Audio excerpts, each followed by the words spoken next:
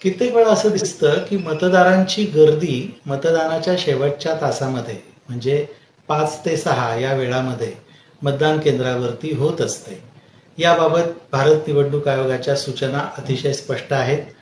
6 वाजेपर्यंत जे कोणी मतदान केंद्राच्या आवारामध्ये मतदानासाठीच्या रांगेत उभे असतील त्यातल्या प्रत्येक माणसाचं मतदान होईपर्यंत मतदान केंद्राचं कामकाज चालू राहील आणि सर्व वोटर्सचं, सर्व मतदारांचं मतदान पूर्ण झाल्याची खात्री झाल्यावरच मतदानाचं कामकाज थांबवण्यात येईल.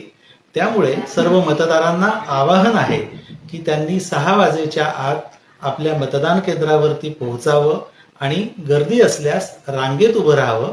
त्यांना मतदानाची निश्चित संधी मिळेल. मग कितीही उशीर होवो, मतदान नक्की करायला मिळेल.